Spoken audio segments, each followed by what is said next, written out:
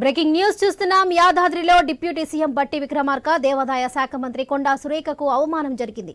ఆలయంలో సీఎం రేవంత్ రెడ్డి దంపతులు సహా మంత్రులు పీటలపై కూర్చుండి బట్టి సురేఖను నేలపై కూర్చోబెట్టడం చర్చనీయాంశమైంది.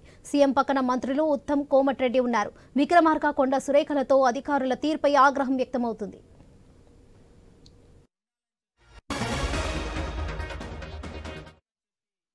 యాదాద్రిలో డిప్యూటీ సీఎం బట్టి విక్రమార్క దేవాదాయ శాఖ మంత్రి కొండా సురేఖకు అవమానం జరిగింది. ఆలయంలో సీఎం రేవంత్ రెడ్డి దంపతులు సహా మంత్రులు పీటలపై కూర్చుండి బట్టి సురేఖను నేలపై కూర్చోబెట్టడం చర్చనీయాంశమైంది. ఇదే విషయంపై మరింత సమాచారం మా ప్రతినిధి కిరణ్ అందిస్తారు. కిరణ్, చెప్పండి.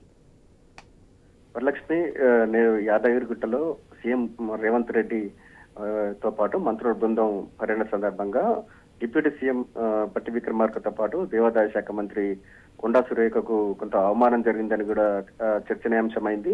అయితే టెంపుల్లోకి సీఎం రేవంత్ రెడ్డి దంపతులతో పాటు ఉత్తమ్ కుమార్ రెడ్డి, అదేవిధంగా కోమటిరెడ్డి వెంకరెడ్డి, కొండా సురేఖ, డిప్యూటీ సీఎం బట్టి విక్రమార్క లోపలికి వచ్చారు. అయితే గర్భగుడి ముందు అక్కడ పీటలు వేసి కూడా ఆలయ అర్చకులు వేదాశీర్వాదం చేస్తున్నారు. ఈ నేపథ్యంలోనే సీఎం రేవంత్ దంపతులతో పాటు ఉత్తమ్ కుమార్ రెడ్డి, ఉమ్మడి నల్గొండ జిల్లాకు సంబంధించిన మంత్రులు ఉత్తమ్ కుమార్ రెడ్డి, అదేవిధంగా కోమటిరెడ్డి వెంకరెడ్డి, ఈ నలుగురికి మాత్రమే పెద్ద పీటలు వేశారు.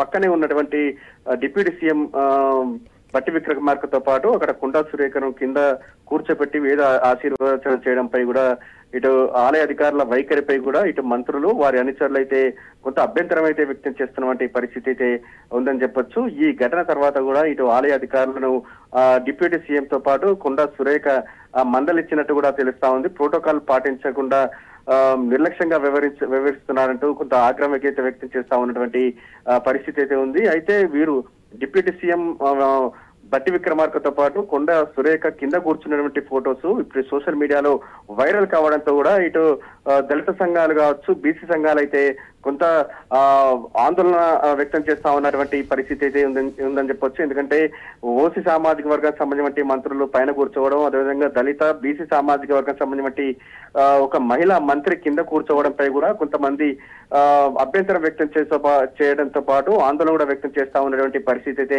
ఉందని చెప్పొచ్చు. మరి ఈ ఘటనపై కూడా ఆలయ అధికారులపై ఎటువంటి చర్యలు తీసుకుంటారని కూడా చూడాలి. Varalakshmi. Right Kiran, thank you. యాదాద్రిలో బట్టి విక్రమార్కకు జరిగిన అవమానంపై బల్కాసుమన్ మాట్లాడుతున్నారు. లైవ్ చూద్దాం.